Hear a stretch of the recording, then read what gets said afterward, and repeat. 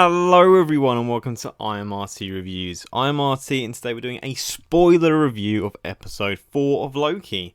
I was ill last week unfortunately, which is why there's been no uploads or upload of episode 3. But I'm here now, I'm here ready to talk about episode 4, to crack on making some more content, and I'm excited to talk about this episode. So following episode 3, an episode that some people didn't like, saying it was filler and stuff like that, I kind of disagree.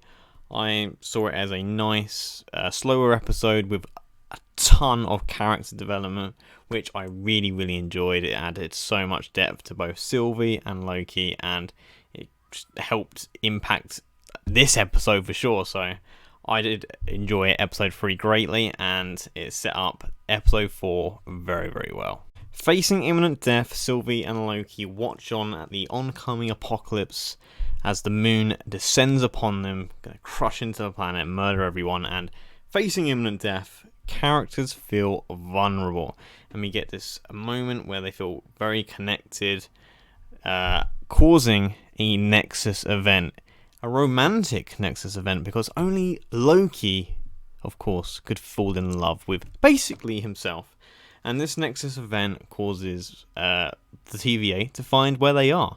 Obviously, with the branch in the timeline, they were like, there they are. And this is a massive breach as well. Like, it wasn't just a little squiggly over there. It was like, so we will have to see the impacts and the implications of that. Why did it break off so much? We don't know. There's so many questions in this show. It's so great. It's like WandaVision, but like on steroids. This one, I'm loving it. And yeah, so Sylvie and Loki are captured. Mobius is back, and he feels betrayed, which I love. Is so much innocence to his character, and like him feeling betrayed because his friend Loki, went against him, and the whole jet ski thing. He is a very pure of heart character that must be protected at all costs. Must be protected at all costs. Okay. But we get to see this friendship, become fully fledged in this episode, as despite everything, he still trusts Loki. And Loki starts watering the seeds of doubt in Mobius' mind about the TVA, and, well, safe to say some stuff happens. Episode 4 continues brilliantly, the really off feeling around the TVA. Something's very wrong here. And that is extremely unsettling because of the previous setup in this show with the Infinity Stones being used as paperweights. And because of this display of immense power, it puts the tension up massively and the stakes up massively as well. Because there is so much at stake here and there's so much power that you feel like, how do we beat this? And that is just great showmaking. Like, the creators of this show deserve so much props. This is one of the best shows so far that I've seen in a very long time. Now we're going to jump into the big spoilers of this episode, because I just can't wait any longer. And, well, Mobius dies. And that started the mantis. One, because I love Mobius. I love Owen Wilson. What he's done with the character is superb. 2, he died talking about jet skis, man. He just wanted to ride his jet skis, and these lines just repeat the innocence of this character and how it feels like this innocence has been taken away from him, that his life has been taken away from him, and those moments were extremely powerful, and seeing him just get shocked me. It absolutely shocked me, and I was like, I'm sad. That's all I can say about that. Now, Mobius feels like he could still be alive. Now, we'll talk about that in a minute. But this whole thing that happened, it sets the stakes even higher. It feels like anything can happen. It feels like prime Game of Thrones level. It feels so good to just be there thinking, what's gonna happen? Is my favourite character safe? What's gonna happen next week? Is that just not the best feeling? The aura of the unknown, what is going to happen, and it is so intriguing. It is great television on streaming. So after that traumatizing experience with Mobius, Sylvie and Loki are taken to the Timekeepers, and straight away I knew this was a Wizard of Oz setup with the Timekeepers being fake. Turns out they were robots of some sorts, and we still don't know who's in charge here, who's created the TVA, this mega power, and that is epic to me. To be fair, I think I did call it in a previous episode, who knows, that the TVA weren't real, and like, they're not the real TVA, the timekeepers weren't real, and I mean, they could still be real, but, you know, it's up in the air. Very cool.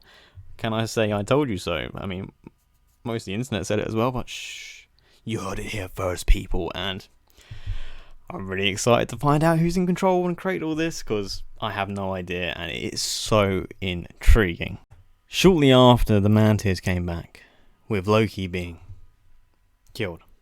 Now, at the time, you know, I'm still fresh off the tear wagon after Mobius was zapped out of existence in front of me. So I just believed it. I was like, they just killed Loki. You know, I was in a very fragile place, okay? Obviously, the end credits scene confirmed he is still alive, and I love that. It's continuing the Loki theme. He just can't be killed, and there's more questions. There's more questions. We're on episode 4, and they're giving us more questions for themselves to answer, and I just think that's great. Where do these variants go? You know? This show has surpassed all of my expectations. I thought it's probably going to be on par, maybe a little bit lower than WandaVision. It's just going all the way up, all the way up. I am absolutely loving this show. And it has to be said once again, this soundtrack is a thing of beauty. It has Doctor Who vibes, it has dystopian Blade Runner type vibes, it has its own totally unique vibe that just creates this air of mystery around everything that's going on. And when you hear that theme tune start, it gets me pumped. I am ready for an episode of Loki. Natalie Holt, you've done an absolute job. I can't wait to download your music on Spotify. And the cinematography is stunning. Some of the wide shots of, you know, like the very special effect filled moments can't really tell the special effects are that good. The shots are beautiful, and then you got more simpler shots that are very David Fincher-esque, going down the TVA library, stuff straight out of Seven. The production of this show is on another level, and I'm loving it so much. If they stick the landing, this could be one of my favourite shows ever. It is that good. Let me know down in the comments below how you've been finding the show. Personally, I think the future of television on streaming service is a very bright one, with Disney Plus leading the charge with its Marvels and Star Wars productions. What an era of entertainment we're living in.